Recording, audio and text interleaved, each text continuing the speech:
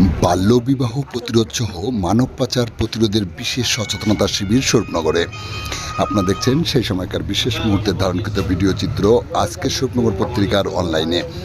এখন শুনুন বিস্তারিত তথ্যবিন্যাসে। আমি সৈয়দ রেজওয়ানুল হাবিব আপনাদেরকে সাধুবাদ জানাই আজকের স্বরূপনগর পত্রিকার সাথে থাকার জন্য। বসিরহাট পুলিশ জেলার উদ্যোগে স্বরূপনগর থানার ব্যবস্থাপনায় তেঁতুলিয়া বালিকা বিদ্যালয় চত্বরে বাল্যবিবাহ প্রতিরোধ সহ মানব পাচার প্রতিরোধের বার্তা দিতে গিয়ে এক সচেতনতা শিবিরের আয়োজন করে পুলিশ প্রশাসন। সেই মতো আজ স্কুল ছুটির পর বিদ্যালয়ের পড়ুয়াদের নিয়ে এই কর্মসূচি শুরু হয় বিকাল 3টা নাগাদ। এ সময় উপস্থিত ছিলেন স্বরূপনগর থানার ভারপ্রাপ্ত আধিকারিক অরিন্দম হালদার, এসআই পরমেশ্বর বৈরাগী, বসিরহাট ডিএবির লেডি অফিসার যমুনা মণ্ডল সহ বিদ্যালয়ের প্রধান শিক্ষিকা মান্দা কান্ত সেন প্রমুখ। এ সময় বক্তব্য রাখতে গিয়ে বিদ্যালয়ের পড়ুয়াদেরকে উদ্দেশ্য করে অরিন্দম হালদার স্বরূপনগরের পূর্বপোলতা গ্রামের মেধাবী ছাত্র অঙ্কন মণ্ডলের দৃষ্টান্ত তুলে ধরে আগত পড়ুয়াদেরকে উৎসাহিত করার চেষ্টা করেন। তিনি পড়ুয়াদেরকে পড়ার আঙিনায় থাকার বার্তা দেন। তিনি বলেন, বাল্যবিবাহ একটা সামাজিক ব্যাধি, এর থেকে দূরে থাকতে হবে। বলতে গিয়ে কি বললেন তিনি আগত ছাত্রছাত্রীদের সামনে শুনতে আমাদের সাথে থাকুন, চোখ রাখুন। টিচিং নন টিচিং স্টাফকে তারা যথেষ্ট সুন্দরভাবে এবং অনেক বেশি পার্টিসিপেন্টস দিয়ে প্রোগ্রামটা শুরু করেছিলেন। ধীরে ধীরে পার্টিসিপেন্টস কমেছে, যাই হোক তাদেরকে অসংখ্য ধন্যবাদ। তারা অনেকক্ষণ থেকে চেষ্টা করছেন তোমাদেরকে শান্ত রাখার, যাতে প্রোগ্রামটা তোমরাও শোনো। সচেতনতামূলক প্রোগ্রাম তোমাদের ক্লাসে বা বিভিন্ন সময়ে করে থাকেন, তোমরা সেই জায়গা থেকে নিশ্চয়ই আরও বেশি জানতে পারবে।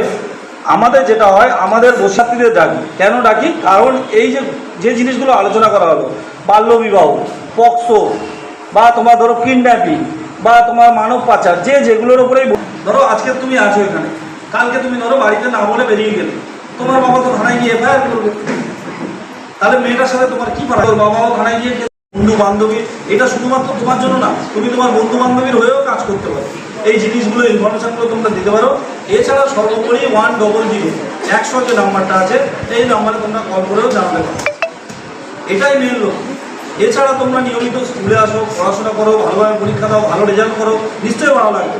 তোমরা যদি ফেসবুক দেখো, তো ফেসবুকে কিছুদিন আগে দেখবে আমাদের এই স্বরূপনগর থানা এলাকার কলতার একটি ছেলে অঙ্কন মণ্ডল, দেখেছো কি কেউ ফেসবুকে?